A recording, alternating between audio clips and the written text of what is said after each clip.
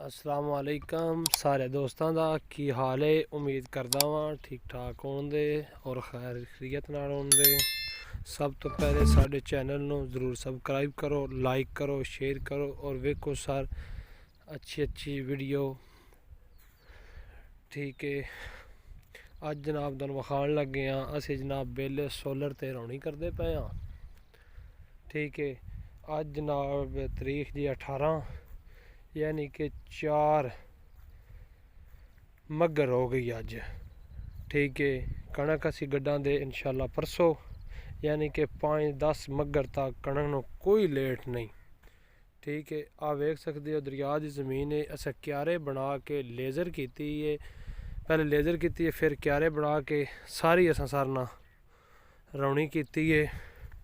फिर बाद जिथे बनिया सन उत्थे कराह मार के बनिया डाक फिर नीवी जगह ते करके ते आप वेख सकते हो साडा प्लाट। और साढ़े अगे कणक गड्डी पई है जी नज़र आ रही है सारी, वो कणक गड्डी पई है।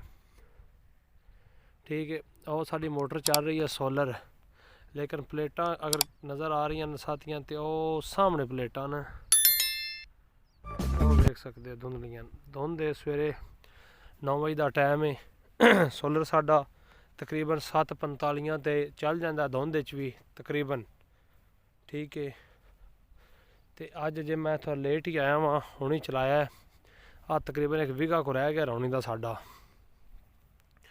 तो मेरा तो किसान भाइयों ने यह मशवरा है कि जदों भी कणक गड्ढो उड़ के वेखण दे नालों रौनी कर लो, पाइना कणक लेट कर लो, वो बेहतर है। लेकिन सुक्की जगह ते या डर्रे बर्रे बत्तर ते कणक कदी भी ना गड्ढो। अगर तुसी उहदे ते कणक गड्ढो दे एक तो तुसी रोज़ ओकड़ के वेखो दे यार जमदी नहीं पई, हुणे दा मैं की हल करा। 10-15 दिन पहले तुसी लगा दो दे, फिर 10-15 दिन वो जमदियां लै जाए दी, फिर तुसी उहदा कोई हल सोचो दे तो फिर तुहाडा कोई उसदा हल नहीं निकल सकता, तुहाडा साल ज़ाया है। ठीक है, इस वास्ते मेरी सारे किसानां जट्टां ने रिक्वेस्ट है कि जिहड़ी कणक है वो तुसी बगैर रौनी तो कदी भी ना गड्ढो। वेखो जिंदे कण मुंजी वाली है चाहे सुड है बत्तर घाट है, तुसी उन पही रवा छड़ो, पानी दे छड़ो।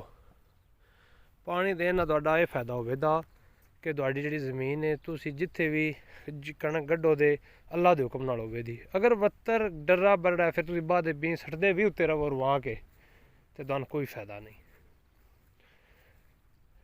ठीक है, और वेख सकते हो अगे फिर साडा प्लाट है, ओ जिथे रो तुहानू नज़र आ रहा ओ सामना उहदे तो अगे भी है साडी। ठीक है, सारी रौनी की 15-16 किले भी जिहदे असां रौनी की है हुण की है।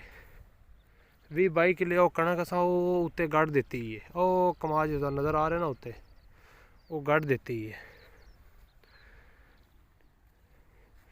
तो ये कोई नहीं इंशाल्लाह आ वेखो पानी हुणी चलाई है मोटर 9 बजे। मैं लेट हो गया थोड़ा सारा किसी मसरूफियात की वजह तो अल्लाह के हुक्म नाल इस इंशाल्लाह और 2 घंटे तक 3 क्यारे छोटे छोटे यानी कि बीघा बन जाएगा, ये इंशाल्लाह निकल जाना है। ठीक है, सारे दोस्तों का सब तो पहले साढ़े चैनल सबसक्राइब भी किया करो यार, लाइक भी किया करो यार। किहड़ा तुहाडा यार कोई टिल लगता है तो यार तुहाडी मेहरबानी साडी हौसला अफजाई होंदी अगर तुसीं करदे हो तो असीं जनाब फिर कोई नवीं वीडियो लैके बंदा आ जाता है। ठीक है, अस्सलाम वालेकुम।